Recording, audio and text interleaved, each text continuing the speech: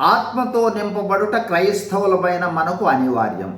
మనము ఆత్మతో నింపబడి ఉన్నామా అని గుర్తించేందుకు లక్షణాలను గలతీ 5:22లోను, ఎఫెసీ 5:18 నుండి 6:20 మధ్య వచనాలలో ధ్యానించాం.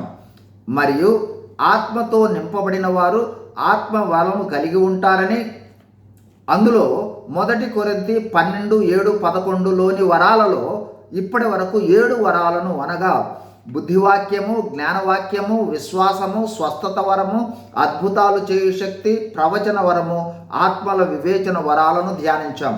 ఈరోజు 1 కొరింథీ 12:10లోని నానావిధ భాషలు మాట్లాడు వరాన్ని ధ్యానించుకోబోతూ ఉన్నాం. ఆత్మతో నింపబడిన విశ్వాసి తనకు తెలియని భాషలలో మాట్లాడుటనే నానావిధ భాషలు మాట్లాడు వరము అంటారు. ఈ నానావిధ భాషలతో మాట్లాడు వరము పరిశుద్ధాత్మ ద్వారా విశ్వాసి పొందుకున్న మానవాతీతమైన వరము. ఈ వరము ద్వారా విశ్వాసి తనకు తెలియని ఇతర మానవ భాషలు మాట్లాడవచ్చు, లేదా పరలోక సంబంధమైన దేవదూతల భాషలతోనైనా సరే మాట్లాడవచ్చు. ఈ వరమును ప్రసాదించు ఉద్దేశము మరియు ప్రయోజనాలు ఏమనగా, 1 వ్యక్తిగత ఆత్మీయ మెరుగుదల. విశ్వాసులు తమ ఆత్మీయ ఎదుగుదలకు, దేవునితో సంబంధం పెంపొందించుకోవడానికి, విశ్వాసములో బలపడటానికి ఒక సాధనంగా సహాయం చేస్తుంది.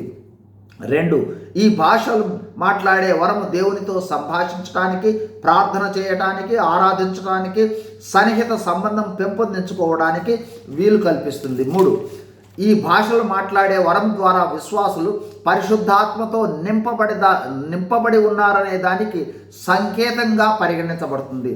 4 భాషలను మాట్లాడే వరము ఆ భాషలకు అర్థము చెప్పగలిగే సామర్థ్యం కలిగి ఉన్నట్లయితే సంఘాభివృద్ధికి, సంఘ ఎదుగుదలకు, సంఘాన్ని బలపరచుటకు, సంఘ విస్తరణకు శక్తివంతమైన సాధనంగా సహాయం చేస్తుంది. ఒకవేళ భాషలు మాట్లాడు విశ్వాసి కొన్ని సందర్భాలలో వినేవారు తనకు తెలియని, తనకు రాని ఇతర మానవ భాష వారైనప్పుడు పరిశుద్ధాత్మ సహాయము చేత వారి భాషలో మాట్లాడగలిగిన శక్తిని దేవుడిస్తే అప్పుడు సువార్తకు, సంఘ క్షేమానికి కూడా దోహదపడటం జరుగుతుంది. ఆత్మవరాలను ఆసక్తితో అపేక్షిద్దాం. వ్యక్తిగత సంఘ క్షేమములో పాలు పంచుకుందాం.